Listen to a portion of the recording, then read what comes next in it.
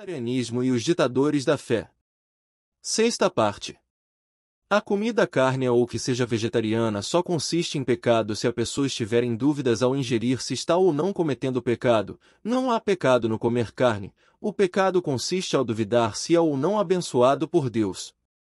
Tudo que for realizado ou comido se não for por meio da confiança plena em Deus de que é aceito, a pessoa está condenada porque não acredita nos princípios estabelecidos na palavra de Deus. Não destruas por causa da comida a obra de Deus.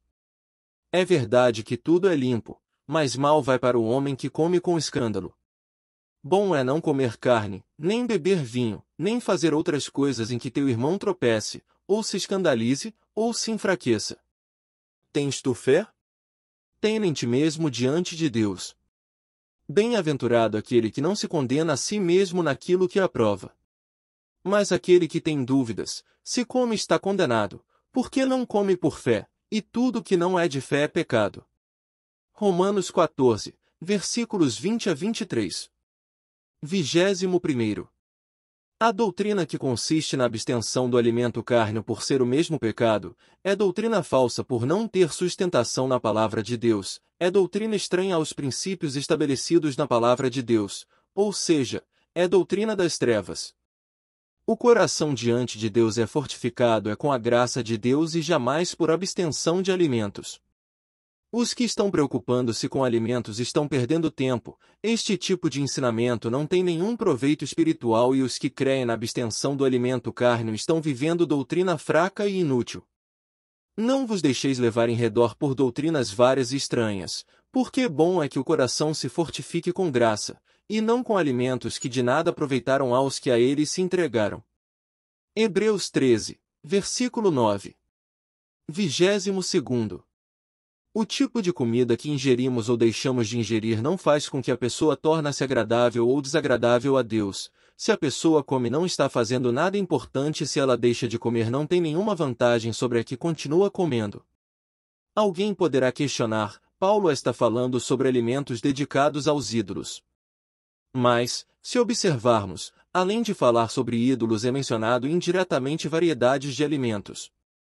Aos ídolos eram oferecidos animais e os alimentos produzidos pela terra.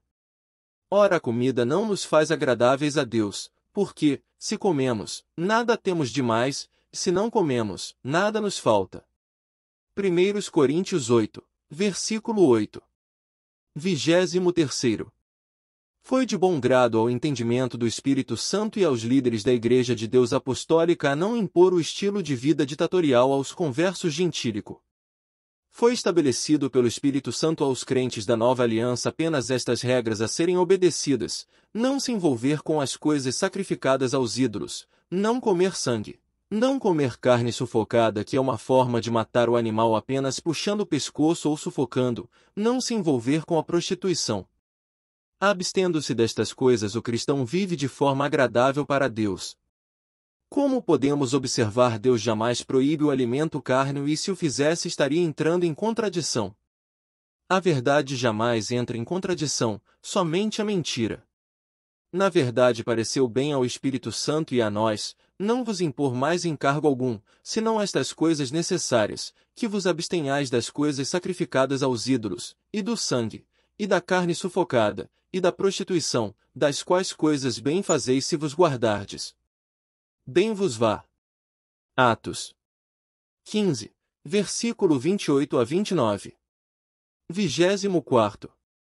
O que entra pela boca não contamina o corpo humano e seu espírito, poderá levar à morte se consumir coisas prejudiciais à saúde. O que sai da boca além de contaminar o espírito ainda leva à morte eterna. Os discípulos não conseguiram entender palavras tão simples. Da mesma forma, milhões de cristãos andam às cegas por não entender os ensinamentos da palavra de Deus.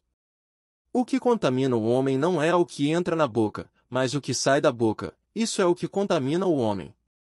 E Pedro, tomando a palavra, disse-lhe, explica-nos essa parábola. Mateus 15, versículo 11 e 15. Mas, o que sai da boca, procede do coração, e isso contamina o homem. 25º. De dentro da mente sai todos os desígnios para a prática do mal espiritual e carnal, e são estas atitudes que conduzem o ser humano à morte eterna. O comer sem lavar as mãos não traz nenhuma contaminação espiritual. Os judeus preocupavam-se com pequenos detalhes como se fosse agradável a Deus. Não é o alimento em si ou a forma como é comido que vai prejudicar a vida espiritual.